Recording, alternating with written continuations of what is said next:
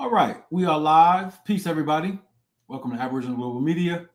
I am your host, the resident scholar, the ghetto scholar. Welcome, and we're about to have some fun tonight. We won't keep you long, but I was asked to do this presentation. I've done it so many times before. I published on this particular presentation, but I will cover this presentation because I was asked to. And this presentation is to help people understand history, especially if you are a part of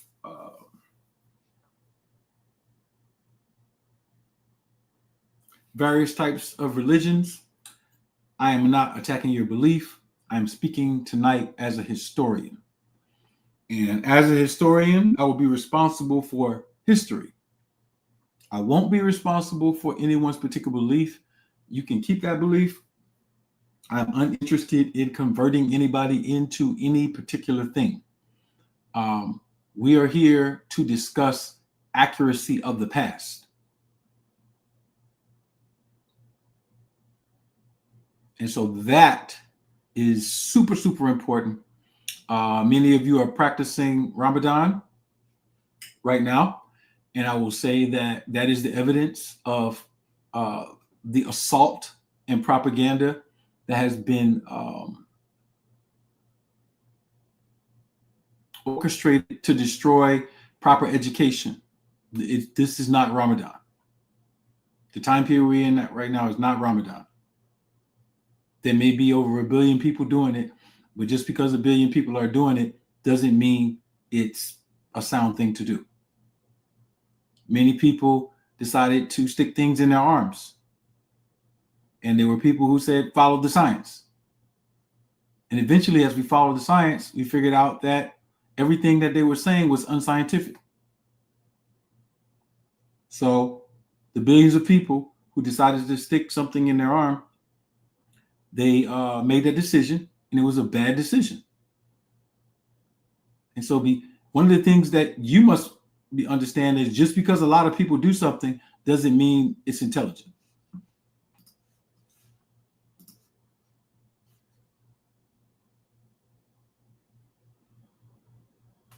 And so this conversation is for anybody who is in the Nation of Islam, who's a Sunni Muslim, a Shiite Muslim, a Sufi, in the Moorish Science Temple of America, any of Ahmadiyya, any of you who are a part of this particular paradigm. This includes Jews, Christians, what other groups are intermingled into this? Hebrew Israelites, I mentioned the Moors. All of you are in this conversation because of the text that I'm going to use. I'm not touching on missing pages of anything. I'm unconcerned with missing pages or added pages. That's for you to describe. That's for you to look up. I'm covering the subject that I'm going to cover. So those groups who are a part of those particular belief systems, this will help you understand history and chronology as opposed to your belief. Your belief is just, it's the tooth fairy. It's Santa Claus. It's those types of things. All right.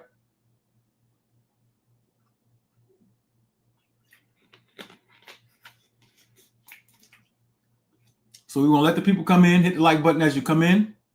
We're going to jump right into our discussion. We're not going to waste any time tonight with long intros or anything of the such. Okay? First point. If you don't understand time, I'm not going to let you waste my time. I'm going to say it again. If you don't understand time, aka chronology, I'm not going to let you waste my time.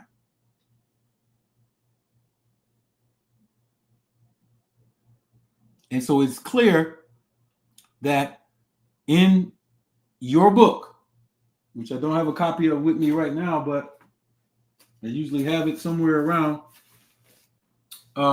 in your book called Quran, Ramadan is the 9th month on the calendar. The calendar starts at the vernal equinox. We call it spring. And Surah 9, Ayat 36 tells you that there are 4 sacred periods. I don't care what you were taught from hadith or tradition. That's on you. The 4 sacred periods are seasons. We call it in America, we were the first ones to point it out, power tune.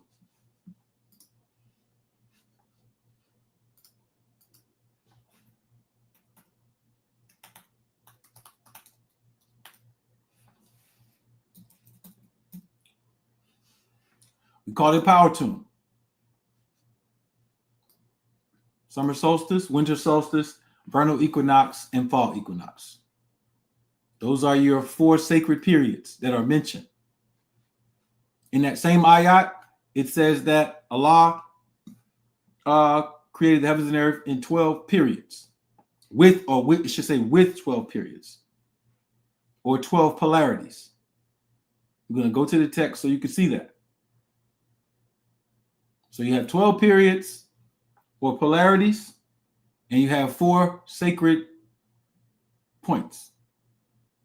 Thus, you get the swastika, the cross, all of these ancient symbols, the power ton that represent the 4 seasons, and the 12 polarities. The 12 polarities are a division to count time in a circle. 30 degrees each times 12, which is 360 degrees. Because the oldest people to keep time are astronomers, and it was important to know the movement of the heavenly bodies.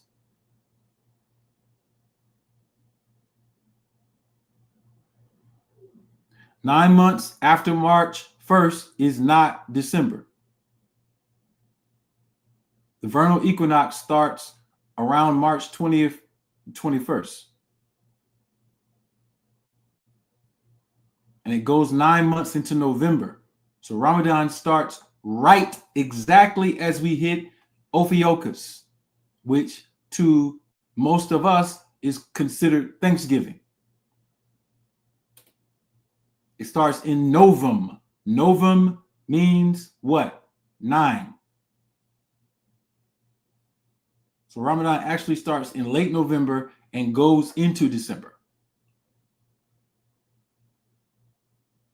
And we are given instructions in the Quran, in Surah Al-Najm, on how to calculate that time period. Now, what is Ramadan as far as the past is concerned? It is the time that you had a man named Ibn Washi, also known as Ahmed, teaching Abd al-Malik.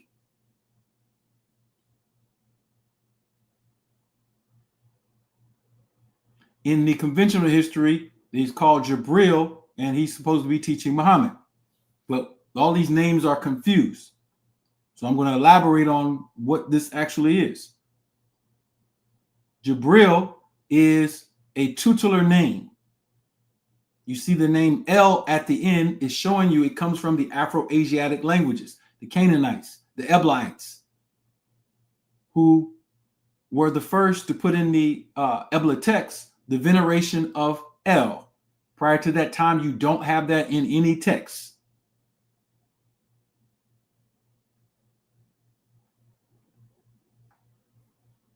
You don't have any text with the name El in it.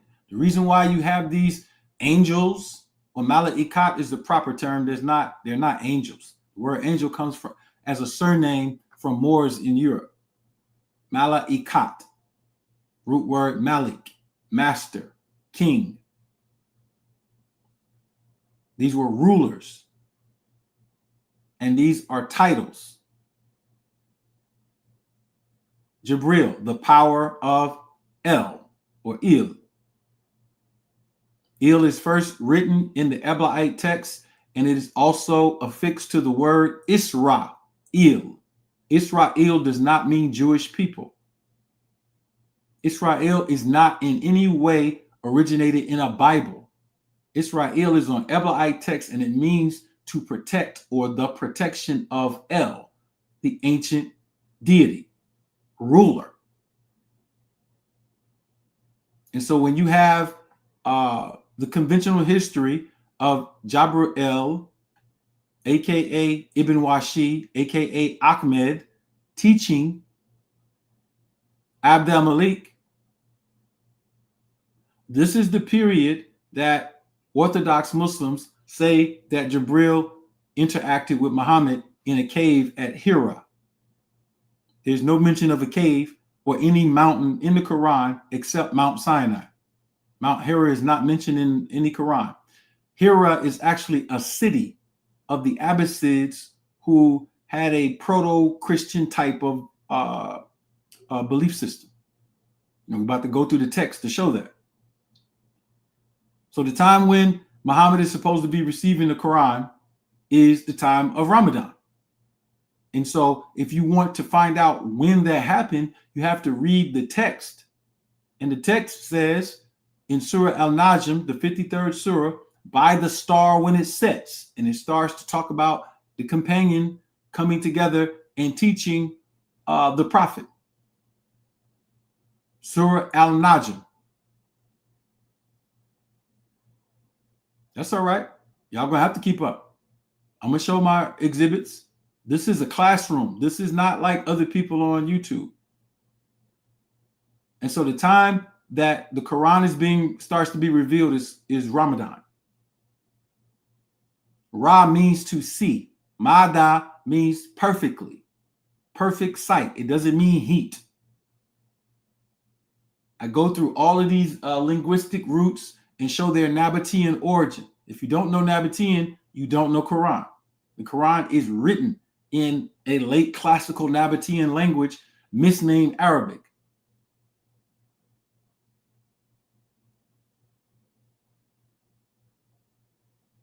So this is a case of understanding linguistics and history. Al-Arab and Arabia are not the same word. They're homonyms. Just like you could say Quran, it means town, and Quran means recitation. Same transliterated letters, two different words. Arabia means to speak clearly. It's not the name of a language. Al-Arab are a people of the desert, the pale ones, the nomads, the uncivilized people, the Bedouins.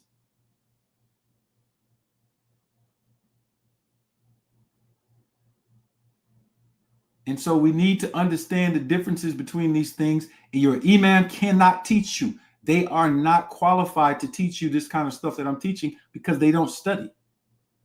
They study belief systems, not history and reconstruction of languages to understand etymology or anything about the past. So by the star when it sets, what star is that? In the 53rd Surah, verses 46 through 49, we get the name of the surah. It's called Al-Shira, which is a broken plural for a constellation. And that constellation is the Sirius constellation, Sirius. So the star that's setting is Sirius.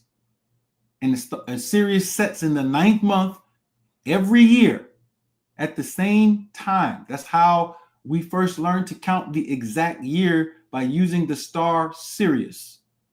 This is why this is mentioned in the Quran. And in other more ancient civilizations, they use Sirius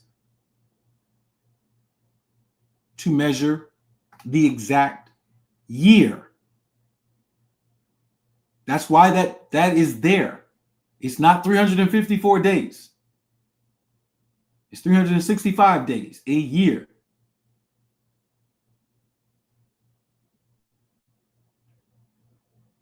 The word for day, yom, is in the Quran 365 times. I will repeat. The word for day is in the Quran 365 times, not 354 times. The calendar you're using has no application whatsoever in Quran. Absolutely not. Nor to the contemporary time period. Absolutely not.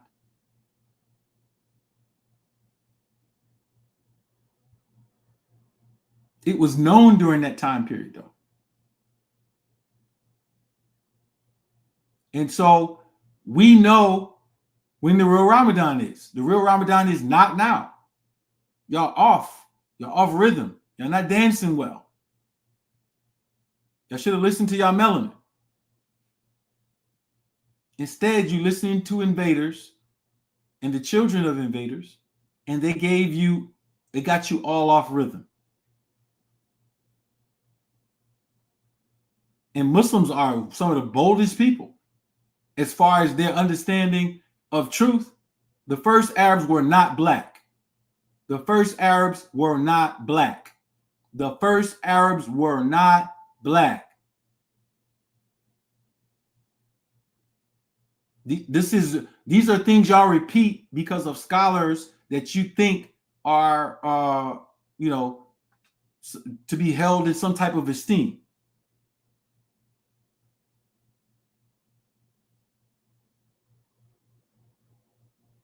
The Quran is an anti-Arab book. I'm about to prove that completely, without a doubt. It speaks very grotesquely against Arabs. So you could be an Arab lover, and I'm not telling you to be an Arab hater or nothing. I'm talking about history. This is a historical conversation. I have no emotions attached to this except for the fact that somebody asked me to talk about this boring subject, and I will talk about it. I started talking about this 20 years ago, bro. I have no interest in this subject anymore. I'm talking about it because they are slow people who don't read, who don't have a culture of reading, and who follow mob psychology. And so they need to hear this. I don't need to talk about this at all. I've published books on this. I have stuff written on this. My interest in life is way beyond this conversation. This is for people who are still stuck on stupid on this conversation. I'm gonna be as raw as I could be because it's even irritating for you to be this stupid in 2025.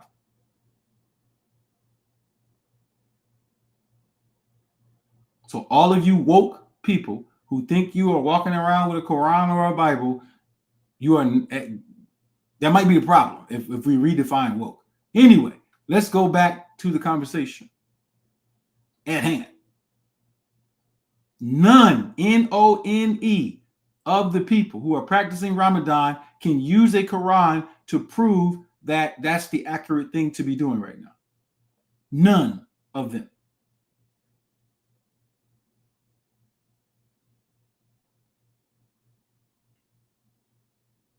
And so let's go through the text so I can prove my points, go through the chronology, and then we'll leave this up to the people to decide what is what.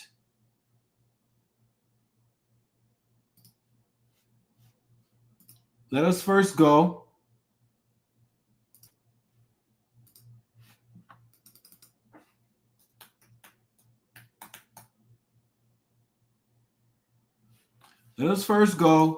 to each one of these points because we have to go deep into this. We're going to answer the questions about Ramadan, about the history, about the calendar, about what or who is Allah, about who is Muhammad or Ahmed. All right. Ahmed is right here. You want to know who Ahmed is? He's right there. Ahmed was the first person to translate hieroglyphics. His name is Ibn Washi. These are titles. This is Muhammad. And so Abd al-Malik becomes inheritor of the title of Muhammad. But when Abd al-Malik is talking about Muhammad being the messenger of God, he's talking about Ibn Washi, a.k.a. Ahmed Ibn Washi. First person to decipher Egyptian hieroglyphics, a Nabataean magician.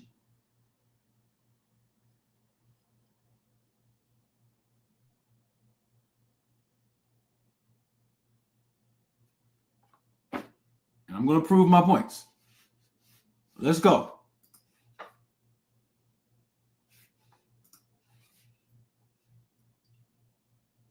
Let's go right into the proofs. First of all,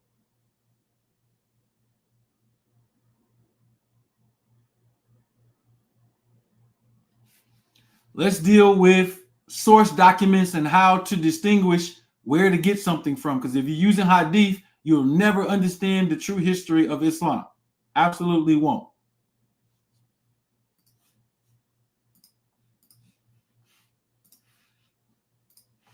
Then you won't understand the geography, because nobody was starting Islam nowhere in Mecca, Arabia, or Medina. That Medina, Yathrib, I should say, and use the correct name. Because Midian is not Medina, and Midian is in the Middle East, what we call in the Middle East, the Levant. But I'm saying that to say, but because when you get contemporary history, you start to understand geography, the geography of the founding of Islam. And the geography of the founding of Islam was that Islam commenced in the Thebaid of Egypt. And the first Qurans were written on papyri, which does not grow in Arabia. Papyri grows along the Nile. And the first Qurans are written on papyri. Let's show you.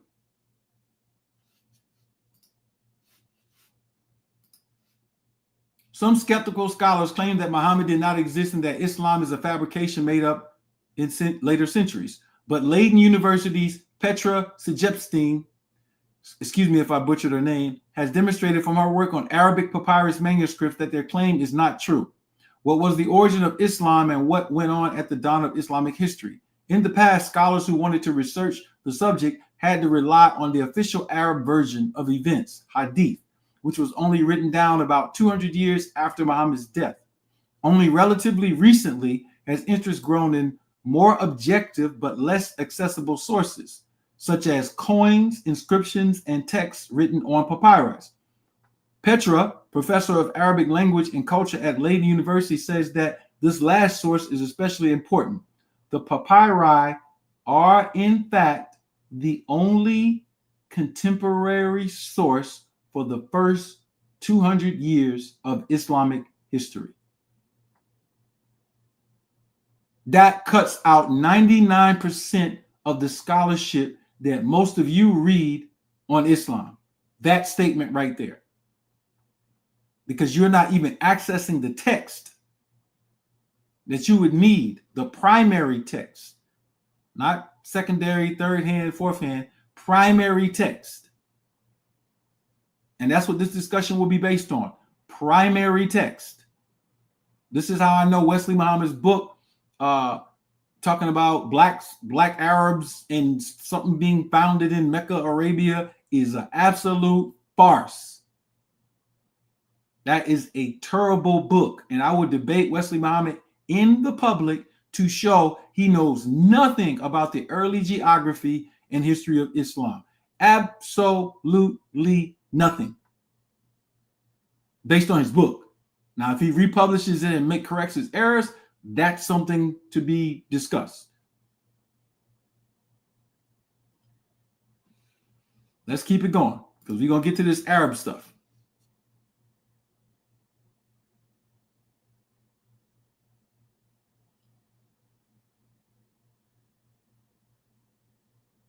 All right, so let me get to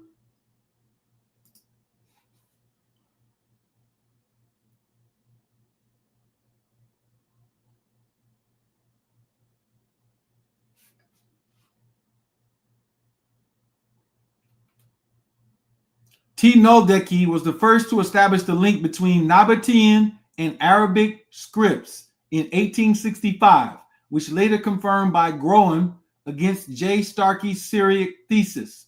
The affiliation between Nabataean and Arabic scripts has now been fully documented by J. Healy. Nabataean to Arabic, calligraphy and script development among the pre-Islamic Arabs, manuscripts of the Middle East. So the reason why I'm citing this and these sources is to show you that what you're calling Arabic and misnaming Arabic actually comes from Nabataean. And Nabataean, in the area that we are going to talk about, the geography where this Arabic developed was not in Mecca. It developed in what we call the Levant, the Middle East, and Northern Africa, also known as Egypt.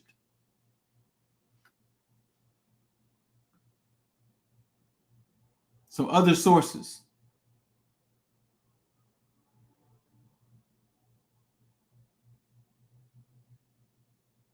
All right, so I'll skip past all of this. But you see some of the things that you start to see, like this 6-pointed star that you think is Jewish. It's not Jewish at all. This is not a Jewish symbol. And these black people right here are not Jews. They completely flipped upside down the real history. But what did they call these people? Les Moors. So the Moors had this 6-pointed star. And some people say that's not an ethnic name. That's a name that the Greeks put on anybody with dark skin. I beg your pardon. I beg your pardon. I can combat every statement that you make. You are absolutely wrong. Greek has no etymology. As a matter of fact, there's no such thing as Greek people at all in history. You're talking about Hellenes, and they used the term they adopted from North Africa, which was called Ta-Meri. The word Moor comes from the original name of Egypt. The etymology of the word. And it meant one who inherits the land. So we don't got to make nothing up. And you're going to start seeing those solar symbols everywhere. 6-pointed stars everywhere. Lalibela, the coin of Abd al-Malik. You're going to see it. The 6-pointed star. Tawheed. Where you get the word Tawheed from? It's from Tawahido. Tawahido. A Ge'ez word. The word Tawheed has no origination among Arab peoples. This was amongst black people along the Nile. These are borrowed words. What we're calling Arabic, real name Kara, is a language that borrowed from master languages like Ge'ez and Nabataean. And if you know the etymology of the words, you'll know the people that it descended from. This is not from the Ghassanids and the Lakhmids and all of these Persian types, Eurasians. This is from black people. We use that term to describe phenotype. All right, that's important.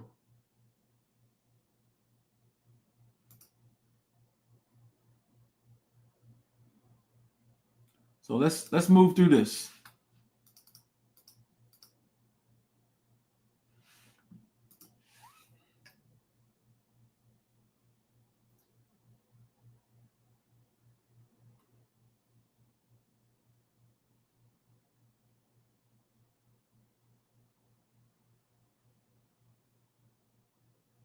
I'm going to get to this. Does the Quran teach that the white man is the devil? And I talked about this before. Y'all said that Fard's teaching was false. All of you Sunni Muslims, y'all believe stuff that's not there. And what is there, you don't even know it because you can't read it. You cannot read your Quran. I'm going to prove it to you. But I want to get to this Arab stuff first. No one can defeat these arguments. Bring them.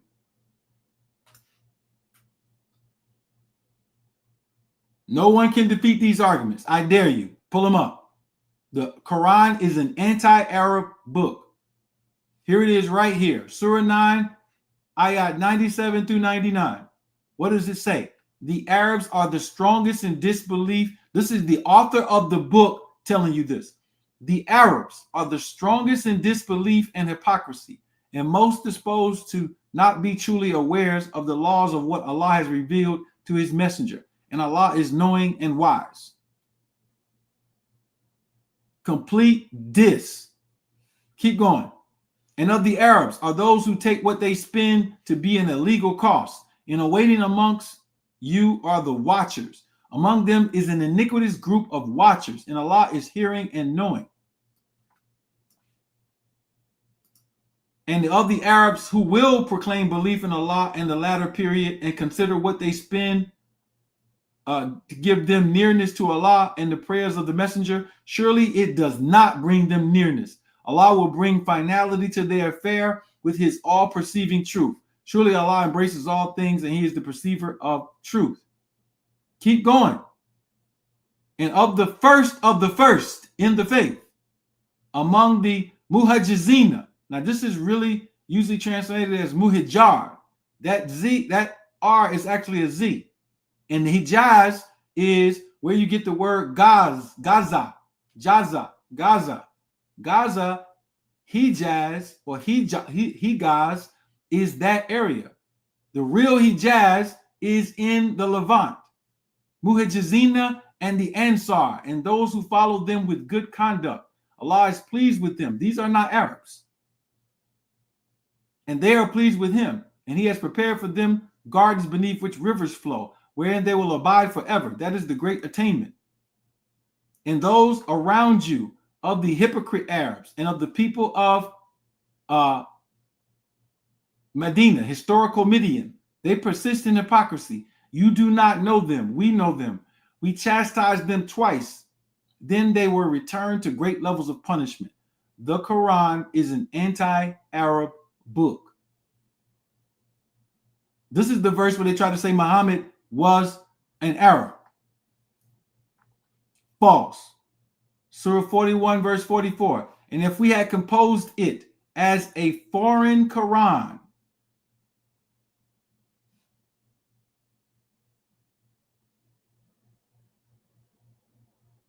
all right, here we go right here. Foreign Quran. We're going to go word by word. They would say these messages are not clear.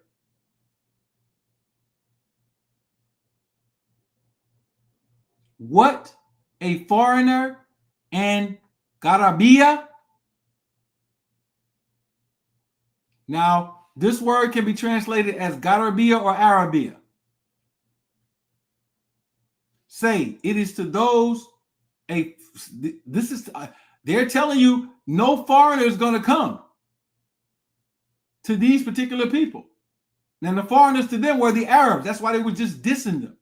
Say it is to those who are within your jurisdiction a guidance and a healing.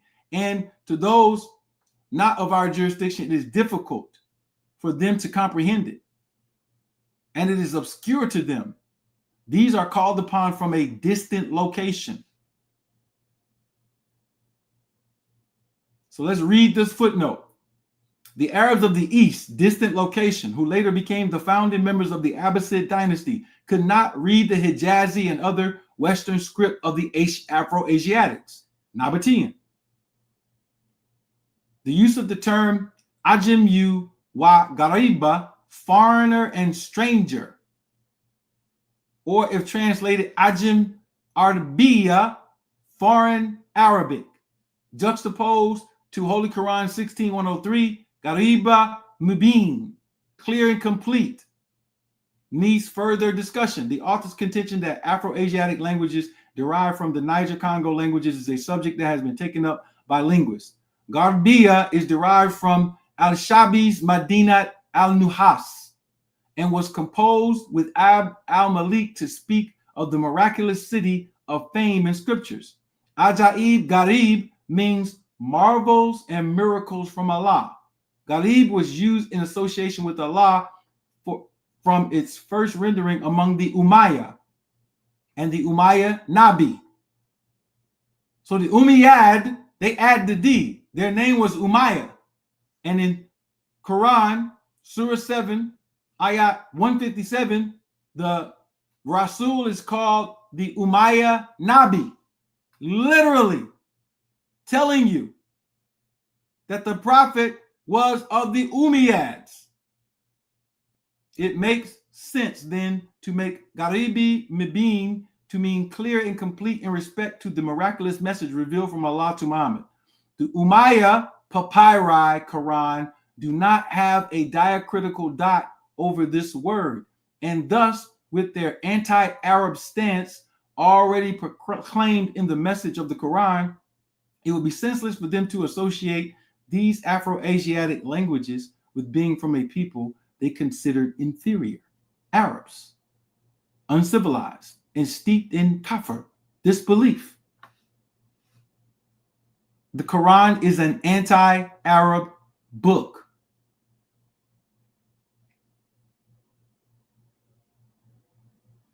And the Umayyad spoke against the hadith and the writings of the Arabs. Look at this source right here on Hijaj, who was the general of Abd al-Malik. He says this concerns the Rijaz writings of the Arabs. By Allah, if I find anyone who will read it, I will kill him, and I will even rub his misrepresented writings with a side of pork. This was the general who Abd al-Malik sent to Mecca to burn it down.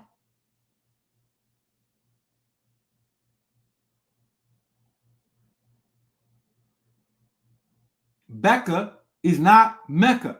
Becca is a valley in Jerusalem. We're about to prove our point. There was no Muhammad in Mecca, Arabia, founding Islam. That is a false statement. It is ahistorical. It has no founding in history. In fact, the word Mecca is not mentioned in the Quran. It's Becca, and Becca is a valley in Jerusalem.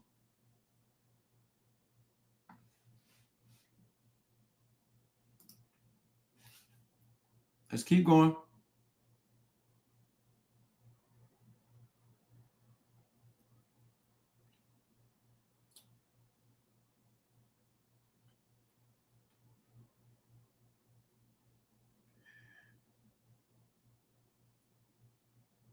Let's prove our points. This was 2012 now. November 25th, 2012. 6:57 a.m. About 30 minutes prior to sunrise. This is using Stellarium. I was in Philadelphia. You can see Sirius here. And at sunrise, it is beginning to set. In 32 minutes, 30 some odd minutes, it's about to set. By the star when it sets.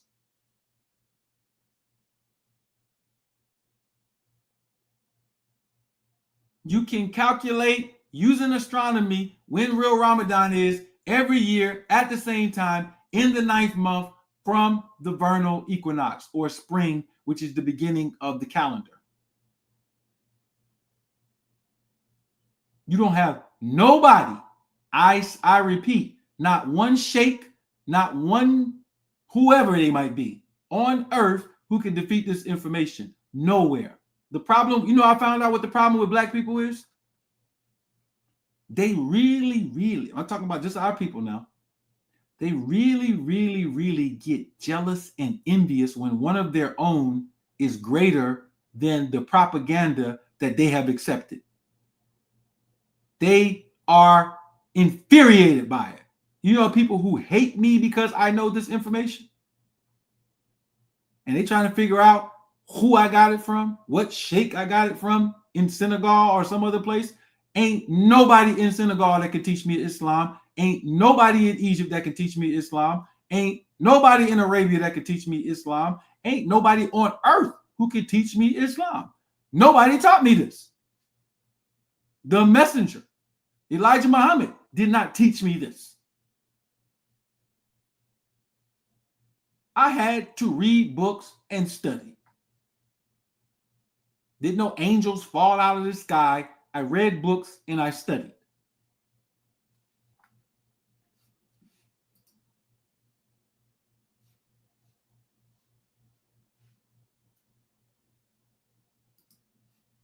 And so let's go back.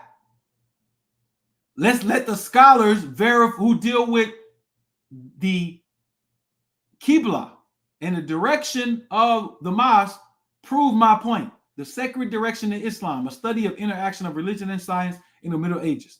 Some of the earliest mosques in Iraq were built facing what? Winter sunset. Which is what? Laylat al-Qadr, winter solstice.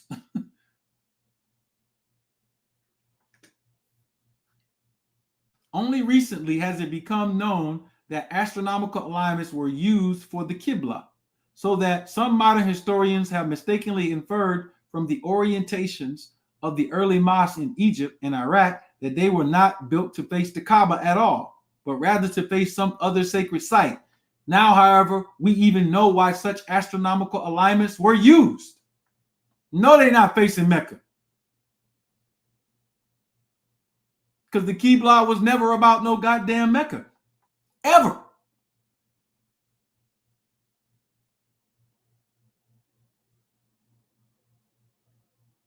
Y'all facing y'all Arab idol when y'all face to make y'all prayer. Y'all have no idea. The people who are doing this stuff have no idea what they're doing. Absolutely 100% no idea. Let's keep reading. The archaeological evidence of two Umayyad mosques, these are Umayyad mosques now, in Iraq, that of Hajjaj in Wasit, noted by Cresswell as the oldest mosque in Islam, of which remains have come down to us. And another are the actual sites where the mihrabs, this is where the imam faces, face in directions other than Mecca. The oldest mosques that are here on earth, that are still up, have mihrabs that do not face Mecca. You want to know why? Because Mecca meant nothing to Islam. Nothin, nothing. They burnt it down.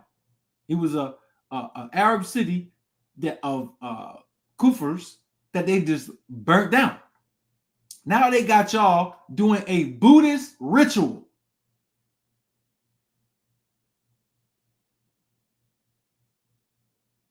Literally around that object. This work was recorded in the Cresswell archives of the Ashmolean Museum of Art and Archaeology by Professor K.A.C. Cresswell, a pioneer student of early and medieval Islamic architecture. Keep reading. The difference of mosque orientation and corresponding winter, sunrise, sunset azimuths for the cities and small, except for Kufa, where the orientation of mosque is closer to actual Qibla. This shows that the early mosques, except for Kufa, of course, were astronomically oriented towards their corresponding winter sunrises and sunsets. Are you kidding me? Are you kidding me? Are you kidding me? By the star, Sirius, right there. When it sets, your companion is not incorrect, nor has he deviated.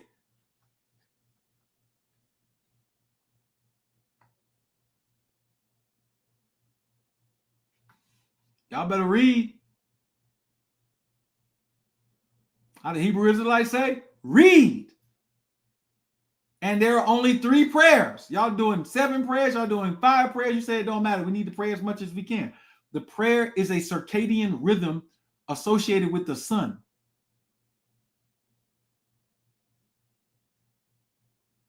And there was a night prayer that was non-obligatory, but it follows the 4 sacred periods. Again, the Powhatan. The prayer system is based on Powhatan. And when I get to the fact that all of this information that I'm talking about was eventually passed from the west to the east, it's going to blow your mind. West meaning here.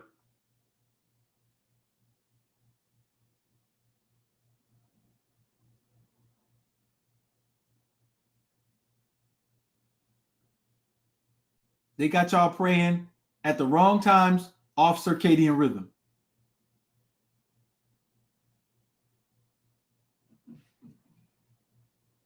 Those of you who are the ones who take the covenant, you must allow those whom you maintain and those who have not reached puberty ask permission from you at 3 time periods.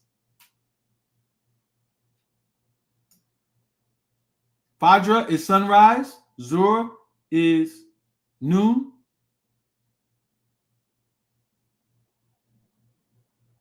and then you have sunset prayer. Surely the calculation of time periods with Allah is 12 periods in Allah's record. This is the boundary in which he created the heavens and the earth. Of these, 4 are sacred. That is the governing law of the resurrection. So do not wrong your souls in them. It's right there. 1 and 4.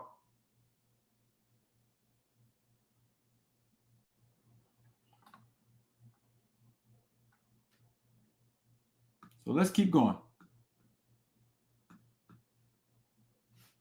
Let's keep going. Let's keep going. Y'all know what this is? Y'all know what y'all looking at? This is astronomy. This is astronomy. This is not Egyptian religion. This is astronomy. Orion, Sirius.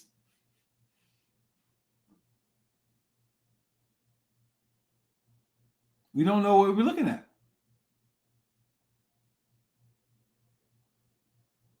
Taurus, the bull, the twins, Gemini. These are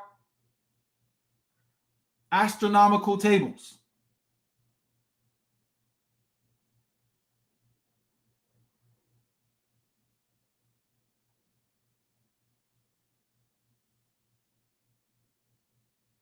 Take a look at it, because I'm coming to somewhere. So now we have the White House, Washington Monument, and the Congress built on the constellations Virgo and Leo. Why? Because it represents the 50,000 year cycle that's mentioned in the Quran in Surah Al-Maraj, Surah 70.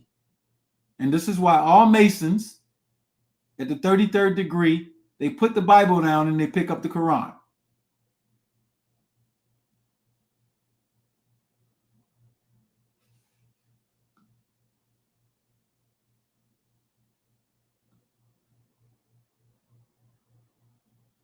So we're going to talk about Manzils. This is the same thing, but just the constellations. Remember I talked about Virgo, the Virgo cluster. This is how we know the year is 15,110, about to be 15,111. We're basing it on real time, not 2025 AD. You have no idea how we got this calendar. This calendar came from the Great Schism. The Greek Orthodox Church, or the ancient Holy Roman Empire, worshiped black gods and was ran by black people. Byzantium. Then the Catholic Church separated in 1000, what we're on the time that we are calculating as 1054 AD.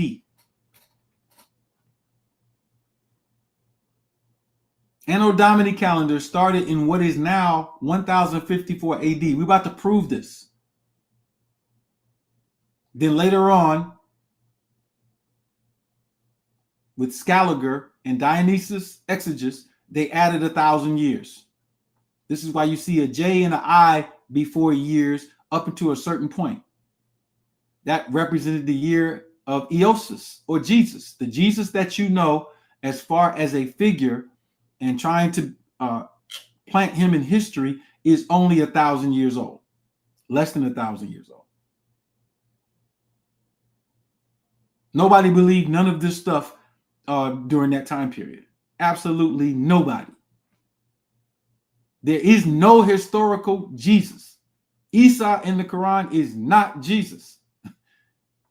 This is pseudographia and reconstruction of timelines. But this 50,000 year calendar is a real calendar. And the only place that is recorded is in Mexico. Only. ONLY. Only. The 25,000 year calendar comes from the Tune calendar in Mexico. Only. The Quran says it's from another book, a larger book, al-Kitab. That information is in Mexico. Only. You think that the world was people not moving around and communicating with each other. All of the ancient sages and master teachers came to the West for education.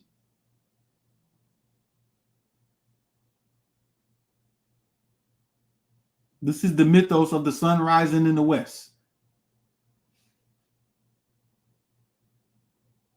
There you go again. Regulus, Spica, and Arcturus. Prince Hall. Prince Hall is a code name. This angle is 33 1/3 degrees right here. It's an astronomical angle. Ain't got nothing to do with nothing. No crazy, 32 degrees, you freeze and all of that. Y'all just be talking some crazy shit.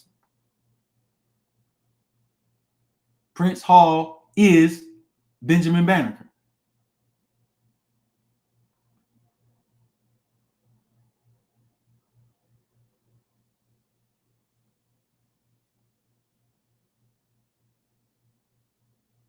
All right, so let's keep going. I want to get past all of this.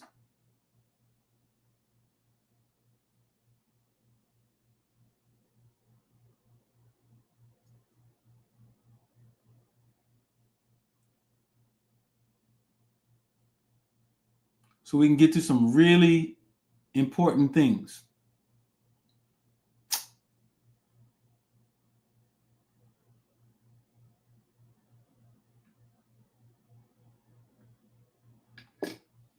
Now, I often teach y'all that the Quran came before the Bible. You have to understand why I'm saying that. And I'm about to break this down to you.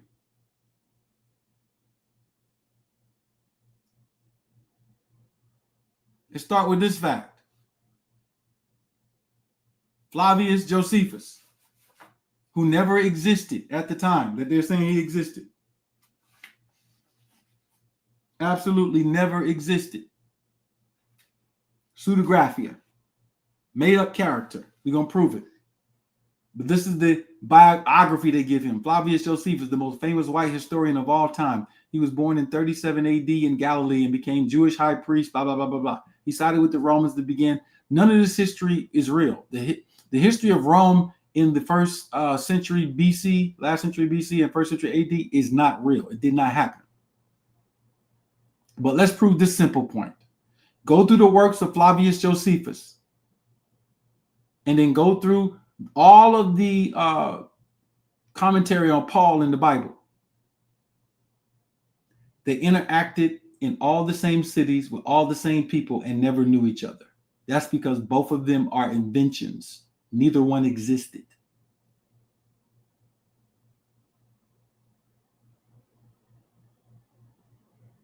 And this is a chart that proves this with 100% accuracy. This is from page 258 of the Lost Pages of Islam. Philip and Philip, Judas and Judas, Ananias and Ananias, Theophilus and Theophilus, Simon the Zealot, Simon the Zealot, Simon the Essene, Simon the Essene, Matthias, Matthias, John, John. And this is different books. Now, this is Josephus's books, and this is your Bible. Your little fake Bible. Alexander, Alexander, Nicanor, Nicanor, Nicholas, Nicholas, Stephen, Stephen, Cornelius, Cornelius. You could just go on and on. All right. So let's keep going.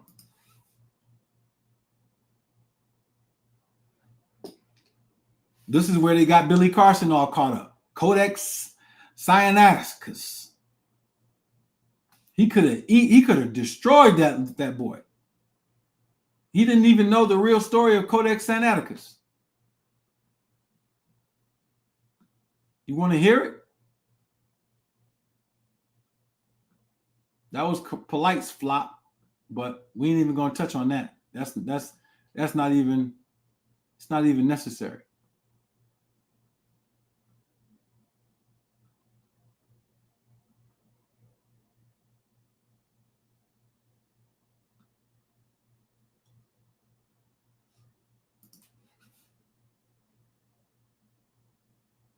Oh, this book is crazy.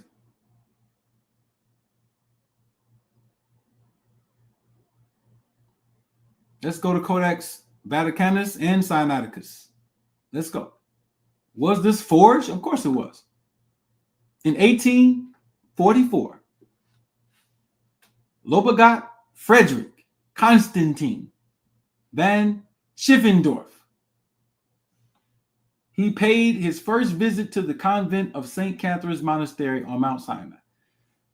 Schiffendorf reported in his 1865 book, One Worden Unsere Evangelien Verfasst, translated to English in 1866, as When Our Gospels, written in the section The Discovery of the Sinaitic Manuscript, that he found in a trash basket 43 sheets of parchment of an ancient copy of the Greek Old Testament.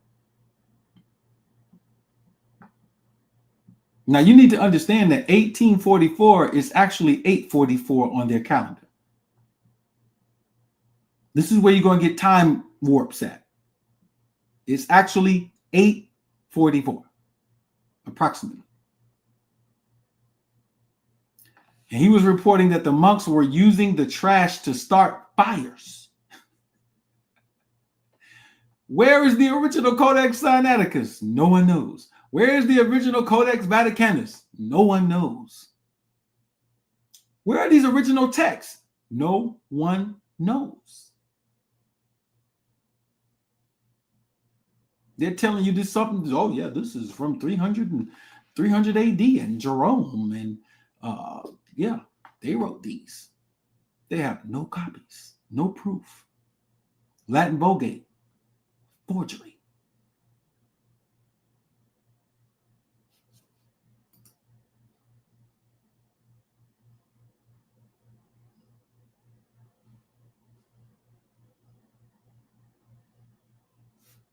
So now we come into the points that are important. We just got to warm you up.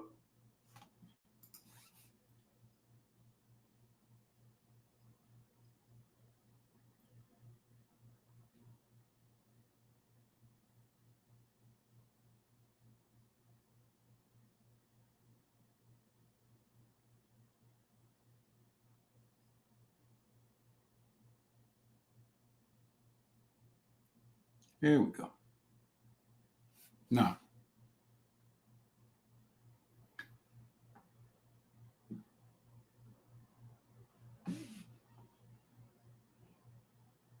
for those of you who read Quran, go to Surah 43, Ayat 3 and 4. And this is what you're going to read. Certainly we made our recitations. Ina ja'alnahu Quran Arabian lelakum ta'qiluna. Certainly we made our Quran or our recitations clear. Arabian, clear. Not Arab. This is not Arab. This is a homonym. Clear. We made our recitations clear so that you will understand. Inna fi umil kitab ledaina la'allah hakim. And certainly it is in the mother book that is with us of elevated wisdom. What is the mother book that the Quran is from? Are you kidding me? There's a book of prophecy somewhere, written somewhere. I'm going to show you where it is. Right here. It's right here. This is the book. I'm holding the book right now. And let me show you how deep this book is.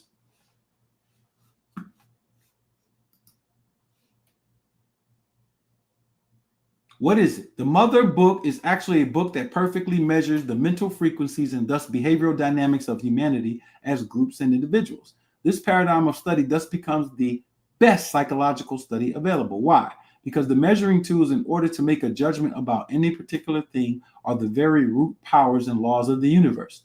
This field we call Aboriginal psychology, which is a subset of our Aboriginal cosmological model. Literally every person, society, nation, and events springing forth from them are a book and can be read if the site and system is available to the viewer. This system is not astrology, which is just as dysfunctional as corrupted religion.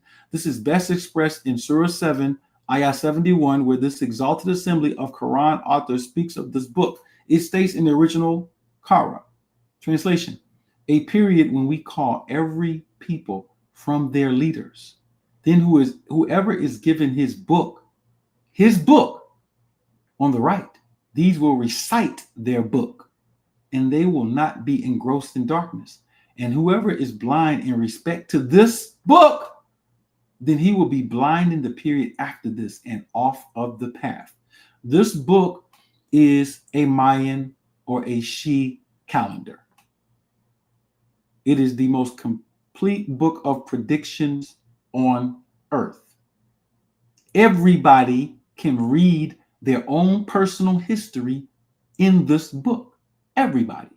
When the Honorable Elijah Muhammad did his interview with Hatim Sahih, and he said his teacher taught him that a messenger or somebody was coming after him to give somebody this little book, he was talking about us. We are way beyond the message of the Most Honorable Elijah Muhammad, with all due respect for what he brought. We are way beyond that time. If you're stuck in that time, you are stuck in a time warp. You are blind, actually. When it says, and they plan and we plan, and they plan, and Allah is the best of planners, you are not with the best of planners. Y'all doing an Arabized Ramadan right now, which shows how unintelligent y'all are. Completely unintelligent. Therefore, you can't guide anyone. Therefore, you have no future. Not a real one, not a sound one. It's diminishing day by day. It shows in your behavior. You too, Sunni Muslims, African American Sunni Muslims, crashing. These verses make it clear that some people will have access to their book and others will be blind to it. The truly significant point is the use of the word right, yaman, in respect to the unveiling of this book, as we shall see that the actual opening and unveiling of this book of self-revelation actually deals with accessing parts of the brain. So let's go. What does it say? Surah 7 verses 13 and 14 shed further light. And we have made the actions of all people to be stored in their necks. Show me one imam that can explain this. And we shall bring him forth in the period of resurrection a book that he will encounter, which is fully exposed. How are a human's actions stored in their necks? Please explain that. Give me tafsir from all of your best sheikhs on that. They don't know. The actions stored in the neck are the locus coeruleus, where the neuromelanin, after dopamine conversion, after you accomplish things in life and your goals, the memory is stored in your brainstem, which is in your neck, as neuromelanin is converted and stored there. Y'all see the movie Altered Carbon on Netflix? They had those little things sticking in the back of the people's necks. They already know this information. This is known.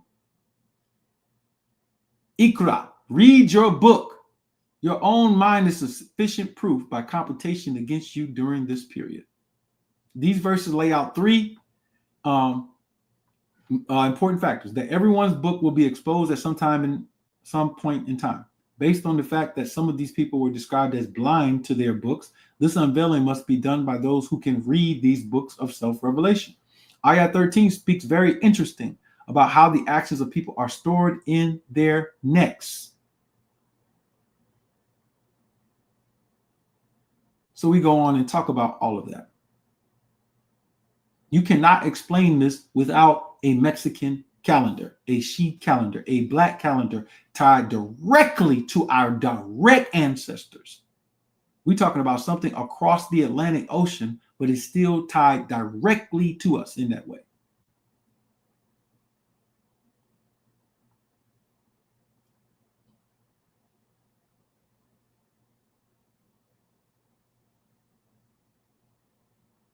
And so y'all will say, well, only Muhammad can receive revelation.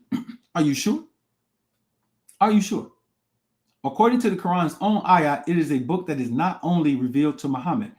It, according to its own ayah, is also nazala, revealed to the community.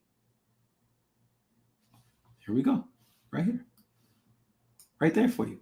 And we reveal of Quran, or our recitations, that which is a healing, al-shifa, a healing, and a perfect perception. Y'all used to say the mercy. No, this means perfect perception. Ra means to see. Hama means black. To those, look, we reveal of the Quran, which is a healing and perfect perception, to those we have a covenant with. Not to him who we have a covenant with, to those, plural. And it does not make those in darkness any greater.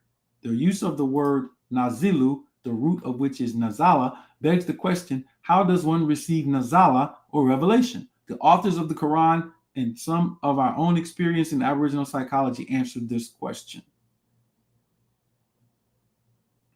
So we have those answers. And if you don't believe that Ra means to see, let's translate it. Surah 53, ayat 11.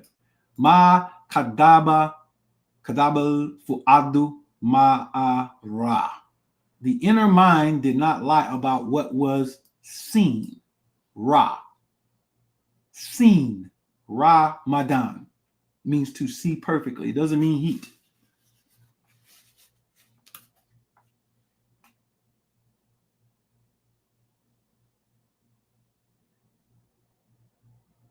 Let's keep going.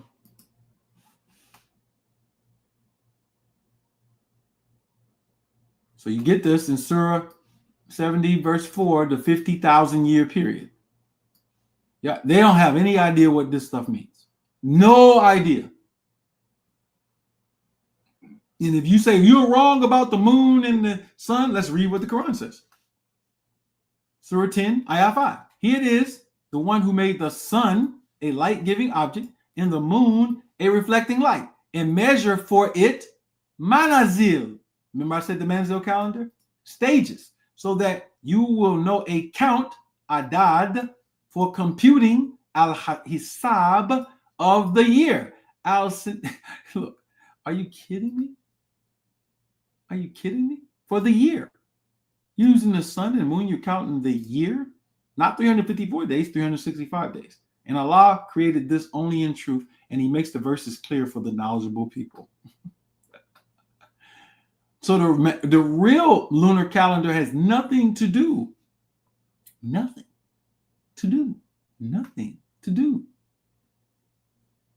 with this 354 days that y'all doing. Nothing. And I can show this lunar manzil calendar originated, where it originated from. So let's go to Surah 18, verse 25, which exposes their 350-day calendar. Watch this. The verse calculates the domestic calendar time of the companions of Al-Kaf as 300 years versus the 309 years on a lunar calendar. 300 solar tropical sidereal years is approximately 109,575 days, which equals 309.5 years in the 354 day lunar calendar. So in Surah 18, verse 25, the calendar of the authors of the Quran and the speaker is stated as a solar calendar. And then it says, and they add 9. They who? The outsiders. This is so clear, you could not argue this at any point that you would want to. You wouldn't be able to do it. I'm sorry. You wouldn't be able to do it. There is no one on earth who can argue against what we're saying. You can't. You want to. You don't like us for saying what we're saying, but you can't argue against what we're saying. It's impossible. It's impossible. You want to. It's impossible.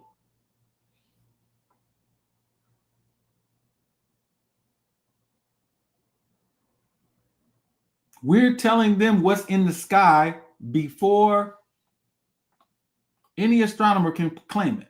And then when they do claim it, they don't know what's going on with it. Of course, they know now. Y'all seen me in 2011 do this press conference and show exactly where this binary star is.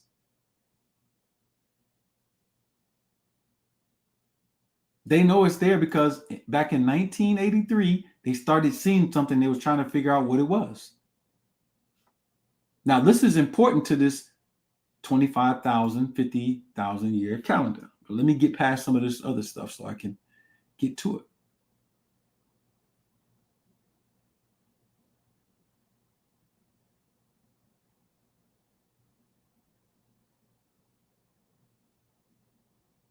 Let's go to some of this stuff.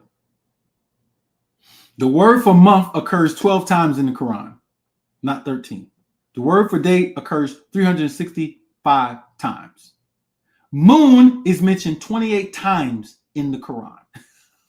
I mean, do y'all need me to, how far do y'all need me to go with this thing, man?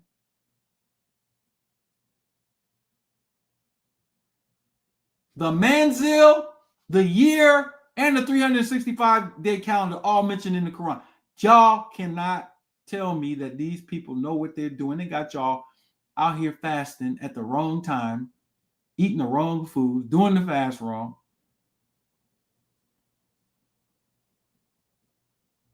Look at all this science in the Quran. Surah 36, verse 77 through 81. The one who made for you, the one who Ta'ala made lakum for you.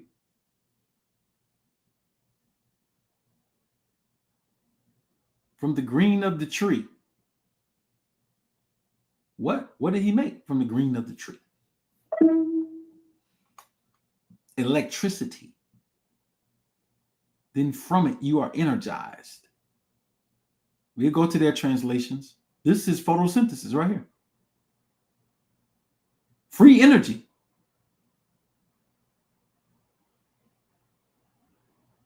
What did Maryam take when she was pregnant to relieve her?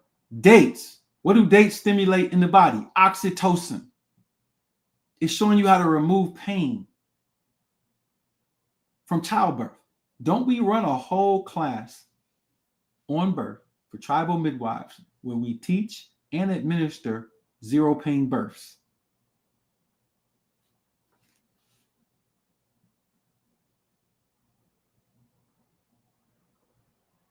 We could go all day with this.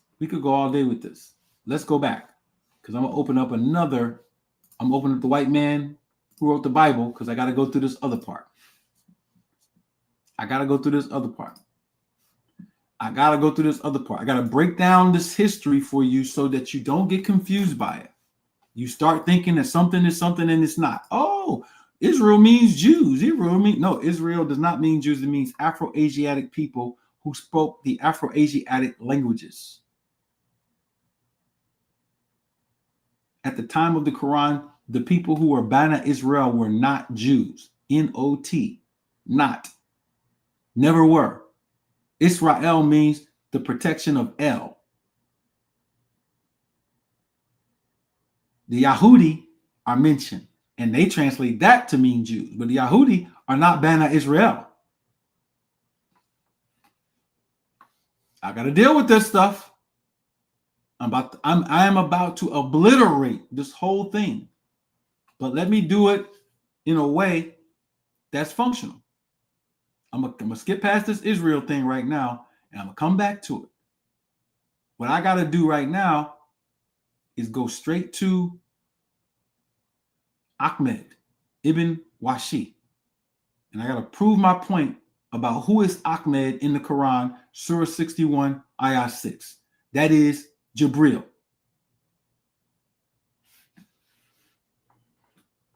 Ibn Washi, his first name is Ahmed. He is the first Muhammad. The angel Jabrail is the first Muhammad, not Abd al-Malik.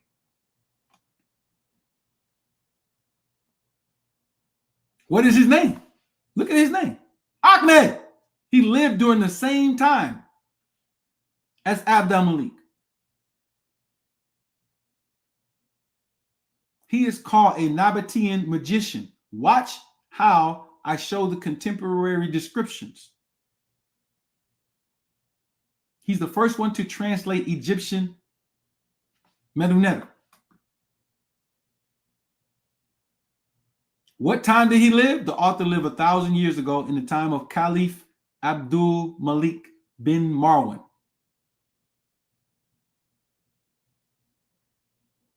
His surnames: would be sufficient to prove that he is a Chaldean Nabataean, or perhaps a Syrian by birth, if he did not tell us himself that he translated a work treating on the hieroglyphics and secrets of Hermes from his mother tongue, the Nabataean.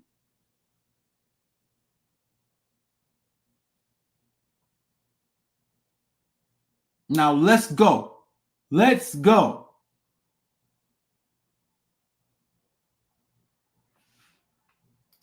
Let's really break this down. Let's really break this down. Ahmed ibn Washi. Here we have proof that Ibn Washi was Abd al-Malik's teacher. Quran speaks of the Sidrat al-Muntaha in what surah? 53. The surah sets the time for Ramadan according to the setting of the star Sirius. It also speaks of Muhammad being taken to the seventh heaven symbolically via the Sidrat al-Muntaha. It also means tree, cedar. Cedar is where you get the word cedar from. The cedar trees, pine trees, evergreens. The terpenes in them are used for healing and magic. This is why you got a Christmas tree with a star at the top of a cedar tree. It's Sidrat al-Muntaha. It's symbolic. So the pagans, when the white people wrote the Bible and they said the pagans put out a tree and deck it, they were talking about the Muslims, the Moors. And the Bible was written after the Quran. A Christmas tree is a depiction and symbolic of the ancient astrotheology of indigenous peoples. Ibn Washi is a Nabataean alchemist. In Quran, his name is under the title Jabrail, and he is a divine Mala'ikat, sometimes called angel, misnamed angel. The Quran is clear. Angels are men. Surah 6, ayat 6 through 9. We see here for the first time exactly who, when, and how Quran was formed from earlier histories. Abd al-Malik wanted to record the heritage of his ancestors, so he has the hieroglyphics interpreted by Ahmed, aka Jabrail, aka Ibn Washi. It's seen here that Ibn Washi also taught Abd al-Malik magic in two parts. This data leaked over to the following rule of the Abbasids, who used it with the Barmakid family. The Barmakid family are the Buddhist family that the proto-Roman Abbasid Arabs used to orchestrate hadith. This is why you have so much Buddhist symbolism in hadith and in Arabized Islam. And other scholars to create modern Bibles. So the Bible comes after the Quran. This was their way of strategically creating allies to overcome the Umayyad. So let's see what it has to say right here. In another encyclopedia work, the title of which, The Well-Arranged Pearls of Scientific Instruction, we become acquainted with the titles of some of the curious works translated by our author. Under this article is the following passage. And among the oldest books upon this science is the Sidrat al-Muntaha, the Tree of Paradise, translated by Ibn Washi from the Nabataean. Your Quran is written from Nabataean books of magic. In the same work under the head, Natural Magic, you see this? I'm breaking this down for you. Ahmed ibn Washi. Now let me show you his name in the Quran. I'm coming back. I'll come back to this. Let me show you his name in the Quran. Let's go to the Quran word for word. Surah 61. Let's zoom in.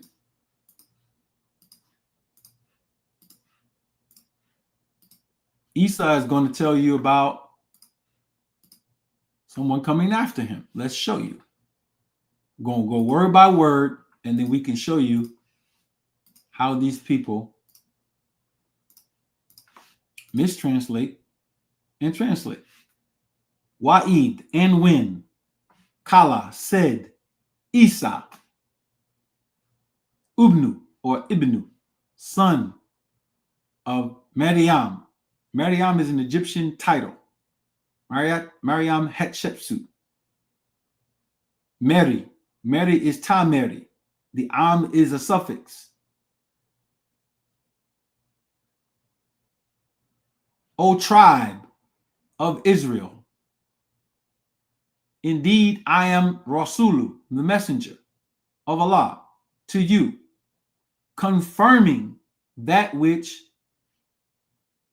was between my hands of the law, and bring glad tidings of a messenger to come from after me, whose name is what? Ahmed. This Ahmed in Surah 61:6 is Ahmed ibn Washi, the Nabataean magician who taught Abd al-Malik. So the name Muhammad is a title. Ahmed is a title that first comes to Jabrail. This is why you see Abd al-Malik giving praise to Ahmed as the messenger of Allah. He's talking about his teacher too.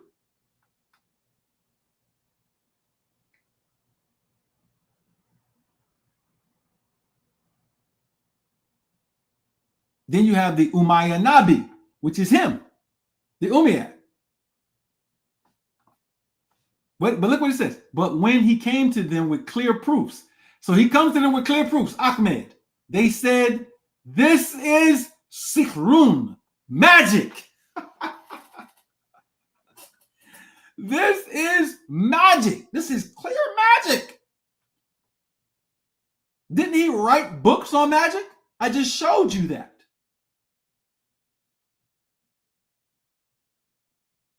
Do y'all understand that this is the first time in the history of Quran that it's being explained properly, historically, contextually, ever? E-V-E-R, ever. Ever. And the basis of it is just simple, good scholarship. Ain't no magic stuff, ain't no genies and jinns in my ear, none of that spooky shit that people like to use to try to supplant the people into some type of cult-like thought. No, study, language, history, sciences.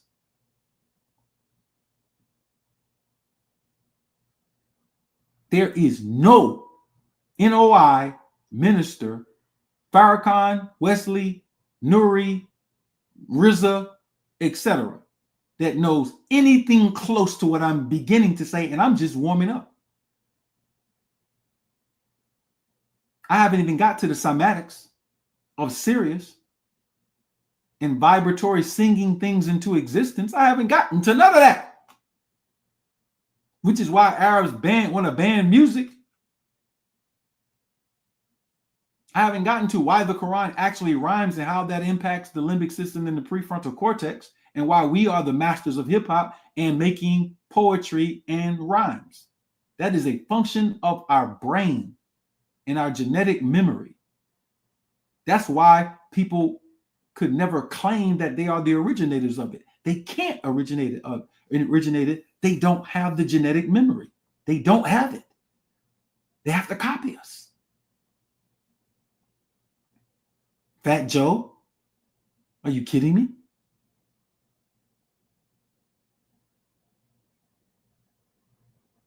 So Ahmed, we finally know for the first time who Ahmed is. I'm telling you who it is. This Ahmed right here is Ahmed ibn Washi, the Nabataean magician. Y'all like to call them angels. Tutelar name, Jabrail. The teacher of the prophet of the Quran, the Umayyad Nabi, Surah 7, 157, whose name is Abd al-Malik, the leader of the Umayyad. And the Umayyad are from the Thebaid in Egypt, the capital being right outside of Jerusalem in a valley called Becca, that's mentioned in your Quran.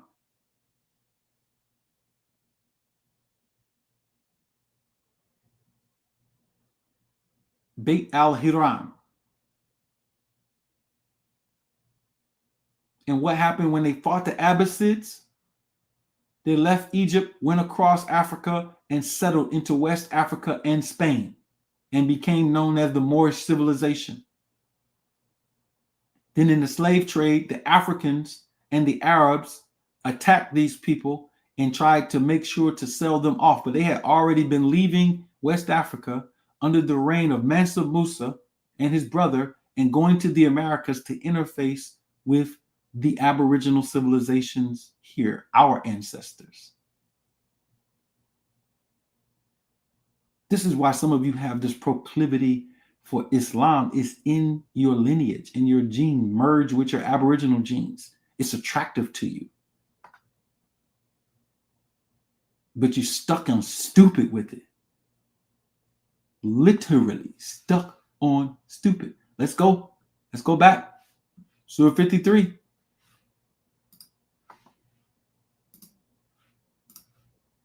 Go. By the star, when it sets, no, your companion has not strayed, nor has he erred. It's revelation, revealed. One mighty in power has taught him. This is Ahmed ibn Washi teaching Abd al-Malik.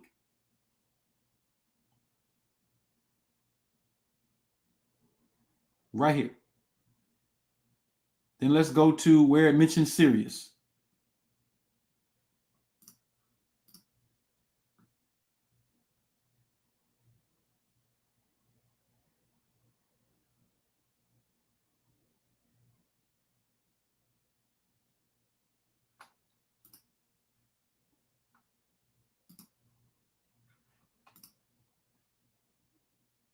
And that upon him is the bringing forth of another. And that he, this agna right here, does not mean riches. It means to make sounds, to sing, or to vibrate. Cymatics. And kana is where you get the word canon from. Establishes law. Law establishes itself in this universe through cymatic sound control of matter.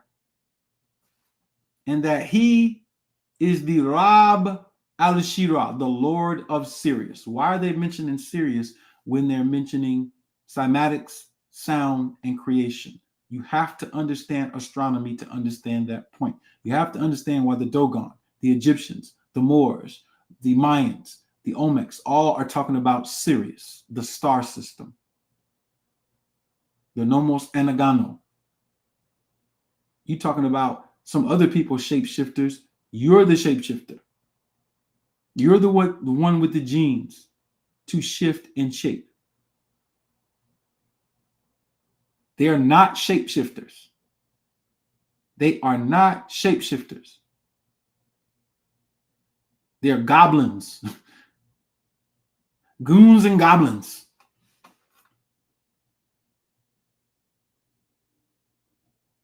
So y'all need to understand that these people are not anything. They're not anything. Literally. Anything. This is not Ramadan. Now let's go to understanding Allah. Allah is called two things in the Quran. A Sha'un and Al-Nur. The question is asked, what thing, Sha'un, is weightiest in testimony? And it says, Allah and this Quran. Two things that are weightiest in most weightiest in testimony. Allah is called a thing. And then in Surah Al-Nur, it's called light. Allah nuru al-samawati al-ard, wa al-ard. And the book is in entendres. So you have a linear mind trying to translate these scriptures, and they don't understand it's in entendres, just like we do hip hop in entendres. An artist can drop a verse and it's got 4 different meanings, and you're trying to keep up because your brain cannot conceive how someone is using words that way.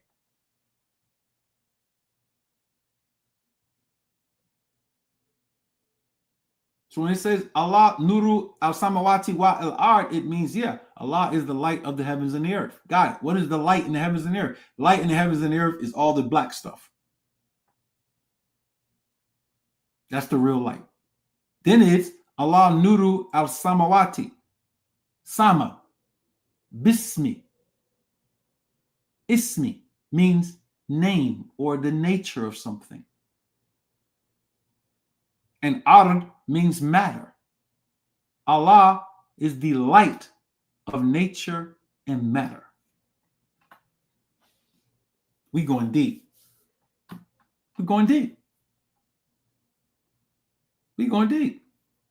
So when the Quran calls them Zirkan Mujrimina, the pale guilty ones, and Shaitana, devils,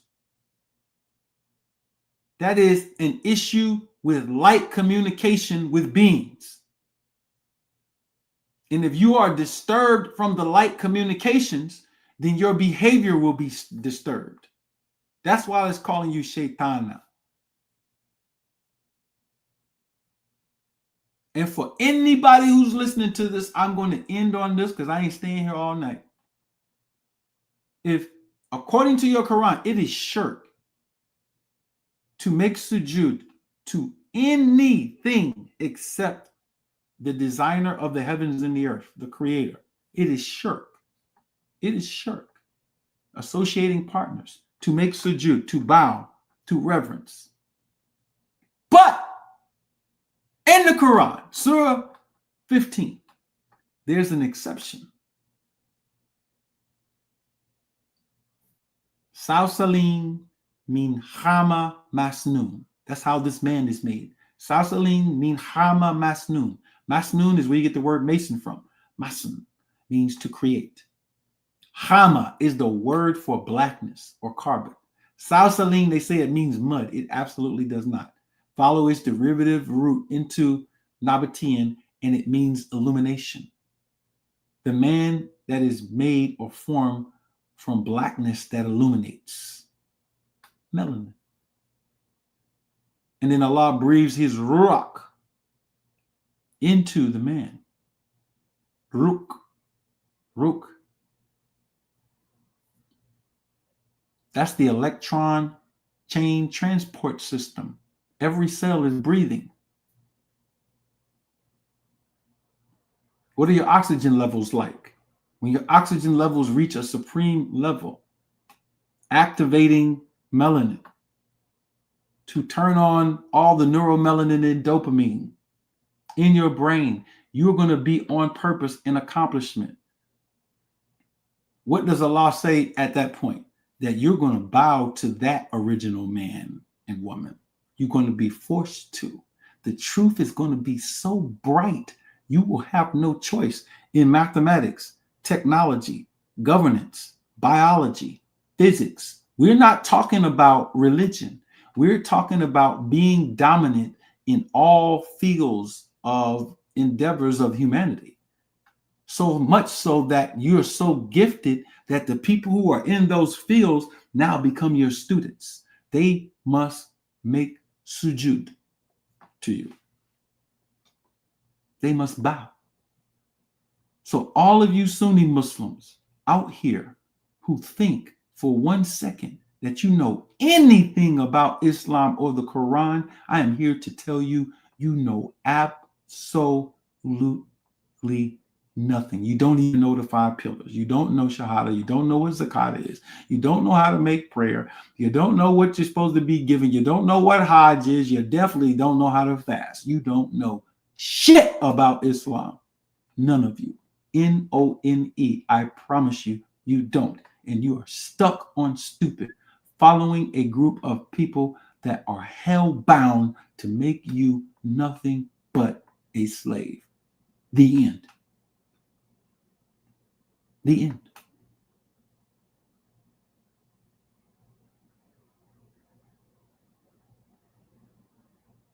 You stop. Now let me show you you're stuck in time warps by showing you you don't know even what time it is. Let me show you. Let me prove it. Let me prove you don't know what time it is. I'm going to prove it.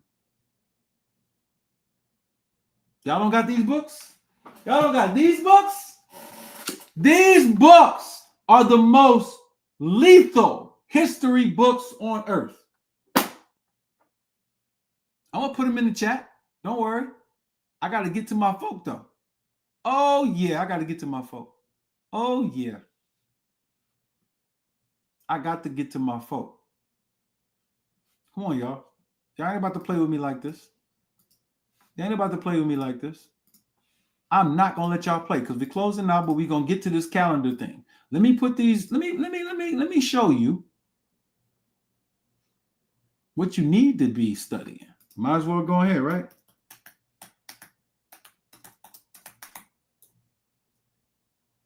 Let's go. Y'all want to play? Let's go.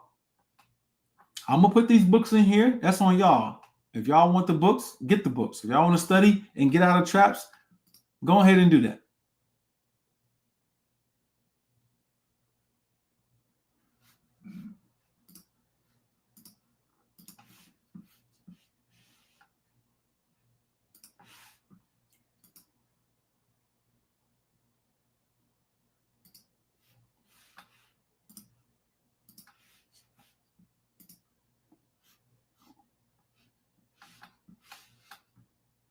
I ain't even got no time to respond to the level of.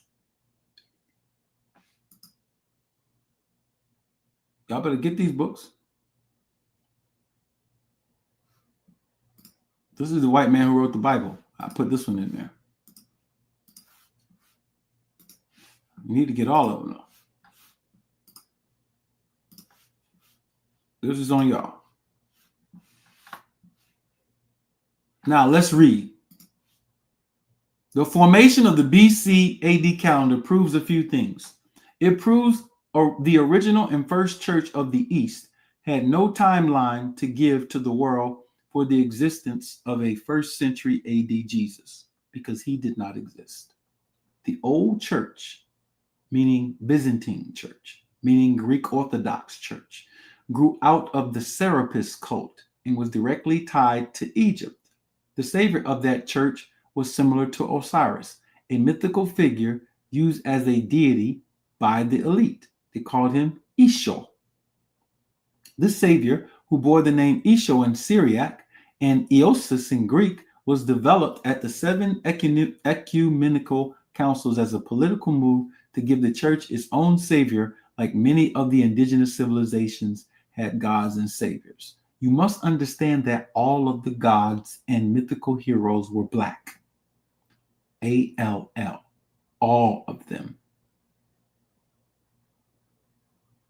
And so this move by the church was to get their own heroes and to use pseudographia to convert the old heroes into white saviors now.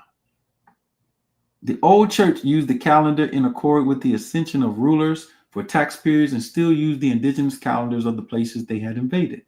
It also shows that the old church developed the New Testament before the Old Testament. This is why you had stories of a Moses who fit the description of the Old Testament Moses, who was a Christian monk. This gets deep. The church was not into chronology at first. It was into developing a savior figure to model its new religion around. The old church was following the indigenous model of establishing myth in order to enforce cultural narratives. The new church, Catholic Church, developed chronology in order to falsify history and colonize indigenous systems. Their desire was to destroy indigenous history outright and create new characters so that the indigenous civilizations would have no cultural memory at all. The Doctrina Temporum is the actual document created by Denis Patau, aka Dionysius Petavius, that created the AD-BC calendar system as we use it today. Most of us who learn chronology as history majors or just readers learned that the year count of the Gregorian calendar did not come from Pope Gregory. He only recalculated the annual time for a year. So if you go to your Apple calendar on your phone and you scroll all the way back to 1582, you'll see that October 4th skips from October 4th to October 15th. You can do it right now. You see it. That's Pope Gregory. But he was only calculating annual time. The actual count is said to have come, this is the false history now, it's said to have come from a bishop of the church named Dionysius Exiguus. We learned that he allegedly lived at the time that Rome operated the Ab-Urb-Condita calendar, which is a false calendar. It doesn't even exist. This calendar allegedly was a count from the founding of Rome, which on the current count would be around 754 BC, meaning when that calendar allegedly started, if we're using what we use now, it would be 754 BC. That's false, though. All this is false. Or the year zero, Ab-Urb-Condita, from the founding of the city. 1,281 years from zero, or 754 BC, this bishop Dionysius Exiguus allegedly calculated that Jesus lived 527 years earlier. It's just such a farce. I got to read through this. No reasoning has ever been put to how he calculated this number, because he didn't exist. How would he know that Jesus lived 500 and some odd years before him? Where are the discussions on this in text? They don't exist. In order to get a correct Easter count and start time with the birth of the said Savior, Dionysius started the count from the birth of Jesus as the year zero, and all of the years afterward as the year of our Lord, Anno Domini. This gave the year 1200 Ab-Urb-Condita a conversion to 527 AD. And thus the world has continued on the calendar of the Catholic Church. False. Keep in mind there was no Catholic Church in 527 AD. There was the imperial capital at Byzantium with 4 other vassals. All right, so this is all the time stuff. Now let's go into this so we can see what they were doing. How they falsified this history. You got to see this.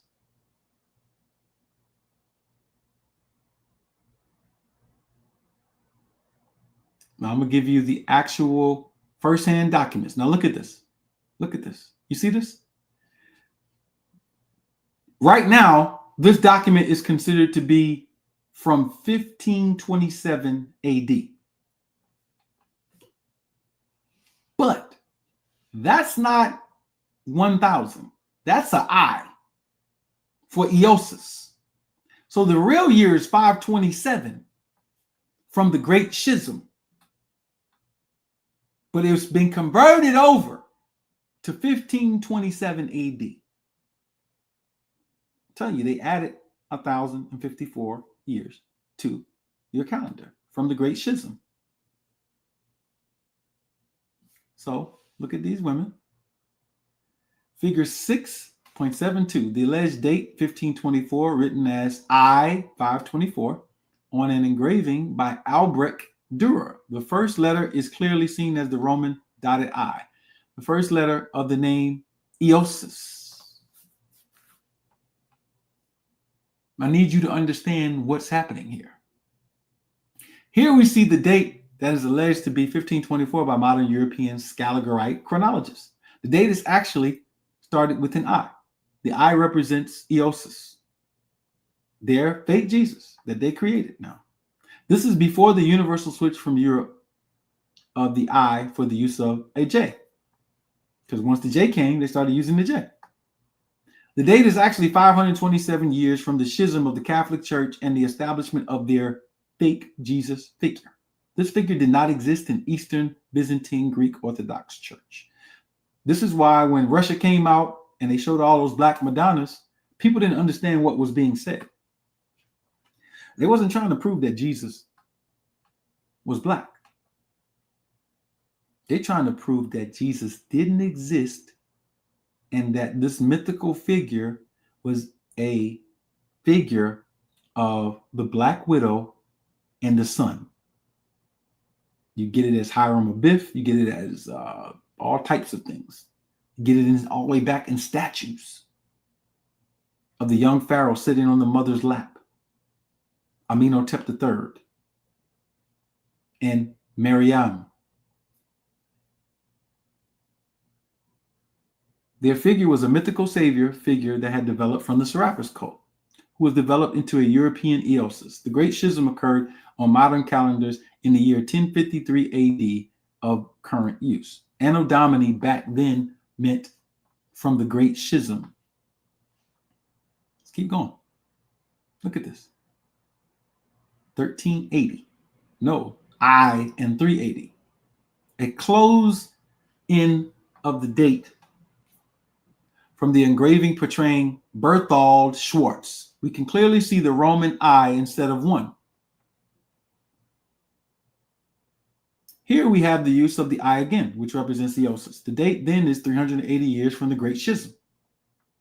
The date after the Scalagite reform took over became 1380. So Columbus really came in 492, not 1492. Columbus came here in 492 AD, not 1492.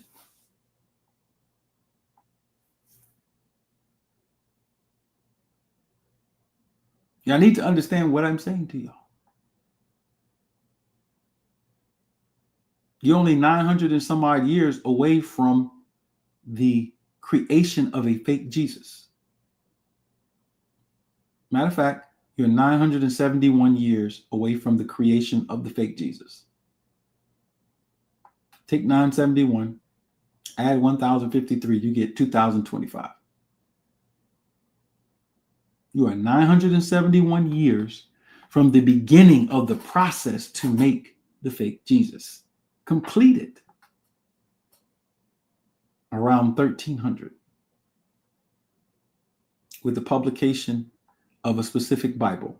This is why Master Fard Muhammad said in the lessons in 1930s that Christianity is only 551 years old at that time. Its original meaning was 380 years from the Great Schism of the Western Catholic Church. Prior to that time, no date was given for the birth of Eosus. He was seen as a mythical savior, not a historical person for the most part, and he was written from the characterization of prior mythical black figures.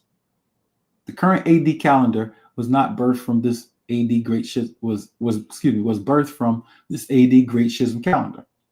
The current AD calendar does not accurately determine the birth of Jesus, as Jesus was a mythical figure like Zeus, Athena, Serapis, etc. The use of the I shows this document predates the use of the J, which came later in the 16th and 17th centuries. It's all over.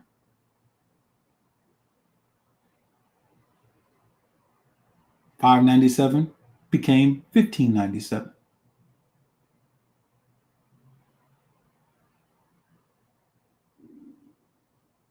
Then you see the J pop up. Bow. J 548. Now they're saying this is 1548. Here we see the use of the letter J representing Jesus, or the era of Jesus, which was from the time of the Great East-West Schism. The use of the letter J came around 1524. Gian Giorgi Trissino was the first to explicitly distinguish I and J as representing separate sounds. In his Epistola de Trissino de la letra nuovamente aggiunte nella lingua. Trissino's epistle about the letters recently added in the Italian language. There you go right there. See the J?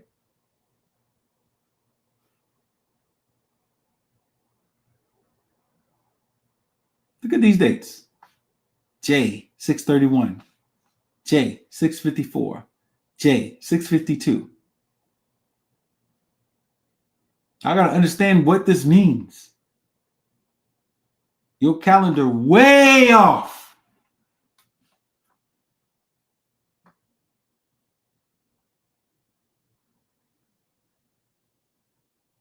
Way off. These people know J 744. These people know that they have you hook, line, and sinker.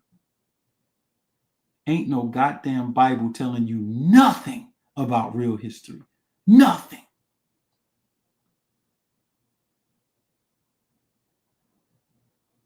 So now let's go back, because I got to take it all the way back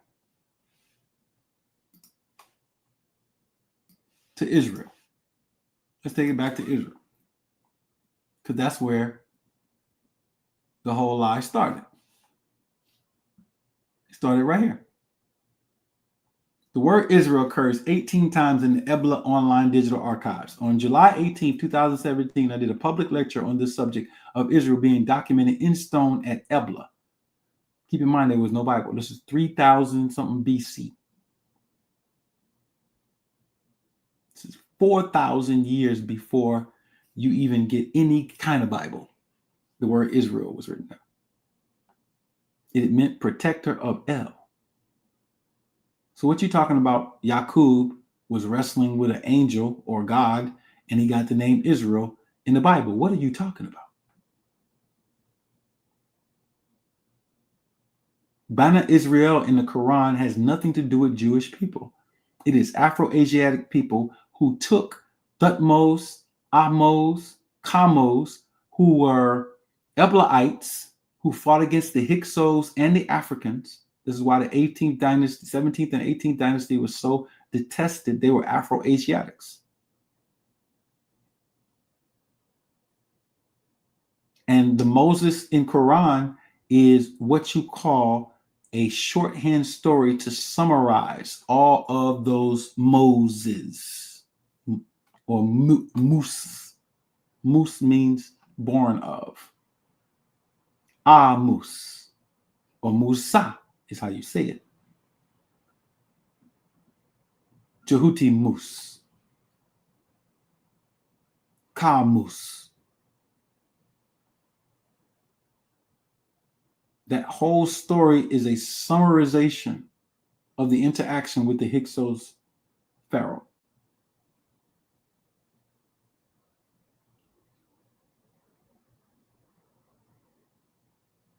It's not a real story.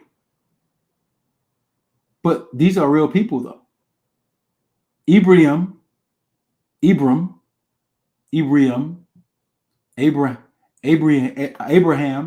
was from Ibrahim of Ebla. Moses is from the 17th and 18th dynasty Nebs.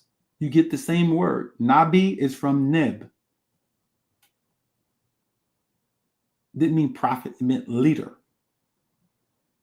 political leader.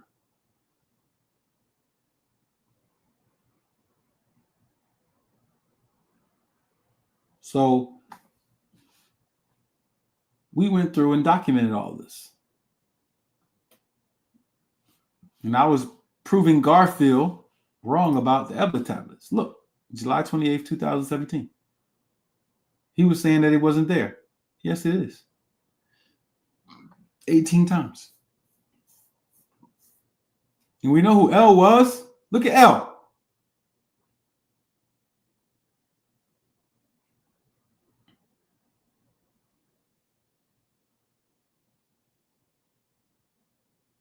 She's not no Jewish Hebrew God. Hebrew wasn't even a language. They stole this from Canaanite and Eblaite and the languages that come out of Sumer.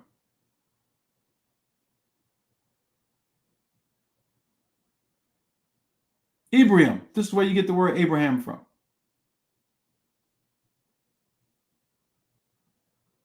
All the root words. Adam. Israel. Abraham. Malik. All of this stuff.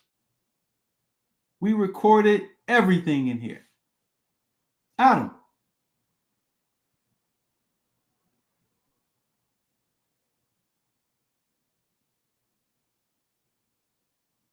Malik.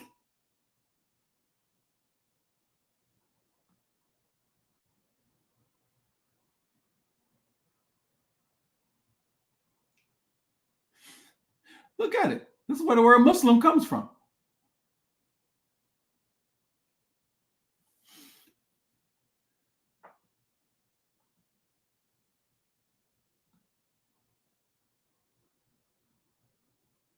I could go on forever and ever and ever.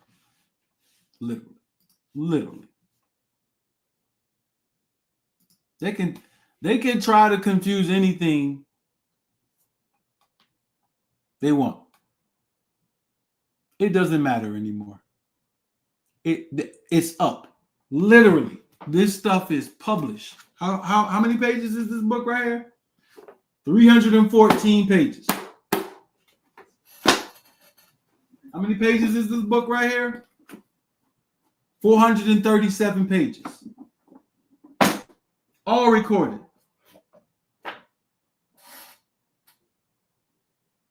That's where you got the word Ahmed. Ahmed the Egyptian is Ibn Washi, aka Jabrail, the first Muhammad, the one who Abdul Malik is given credit for being the messenger, but he himself also becomes the messenger in the sense that he is the Umayyad Nabi.